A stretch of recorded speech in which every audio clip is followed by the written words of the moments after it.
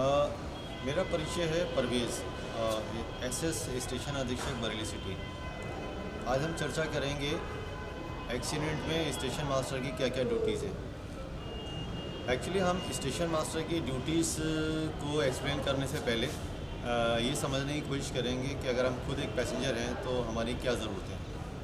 तो सबसे पहले हम ये देखेंगे कि अगर कोई दुर्घटना हो गई है तो किसी एनी हाउ कोई दूसरी दुर्घटना ना हो।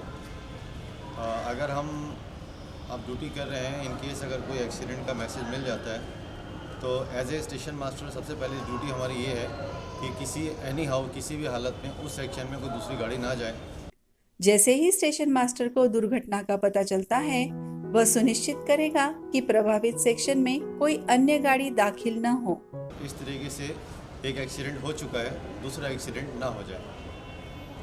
तीसरी बात हम ये करते हैं कि इन केस अगर एक्सीडेंट के बाद जो 1 घंटा होता है गोल्डन आवर, वो बहुत ज़्यादा इम्पॉर्टेंट है। उसमें हमें देखना होगा कि 1 घंटे के अंदर जितना भी हम मेडिकल एड्स, डॉक्टर्स, एम्बुलेंस समय पे हम पहुंचा सकते हैं तो हम अधिक से अधिक ह्यूमन लॉस को बचा सकते हैं। डॉक्टर्स आदि से चिकित्सा सहायता प्राप्त करेगा और उन्हें उपलब्ध साधनों द्वारा दुर्घटना स्थल तक पहुंचाएगा।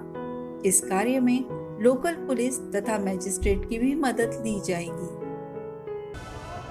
ऑल कंसर्न मैसेज होंगे, जितने भी हमारे पास डॉक्टर्स हैं, हॉस्पिटल्स हैं या ऑफ ड्यूटी स्टाफ है, उन सबको इकट्ठा करने के बाद हमें साइट पर बिल्कुल शॉर्ट मार्जिन में उसको भिजवाना है। इसके बाद सबसे ज़्यादा ज़रूरी है कि तुरंत वो station master date, time, spot, kilometre, वो सारी चीज़ों को रिकॉर्ड करेगा तथा उस संबंधित जितने भी अभिलेख हैं, रिकॉर्ड्स हैं, उन सबको वर्किंग से अलग करके सील रखेगा।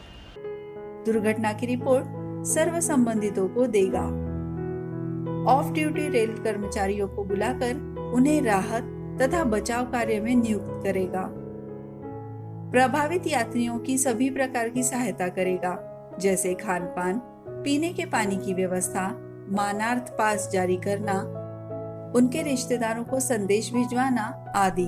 नंबर 1, जहां एक्सीडेंट होता है वहां किसी भी हालत में उस सेक्शन को, ब्लॉक सेक्शन को प्रोटेक्ट कर देना, अगली कोई गाड़ी नहीं जानी है, नंबर 1।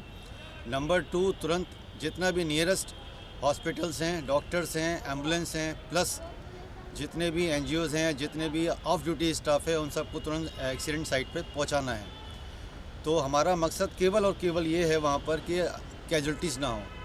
तीसरा, तुरंत हमें आरपीएफ और जीआरपी को कंट्रोल करके वहाँ ये देखना है कि किसी तरीके का जो पैसेंजर्स एसेट्स हैं या जो रेलवे एसेट्स हैं वो सेफ रहें। घायल तथा मृत यात्रियों के संदर्भ में जानकारी देने हेतु तथा गाड़ियों के नियमन और मार्ग बदलने की जानकारी देने हेतु सूचना काउंटर खुलेगा।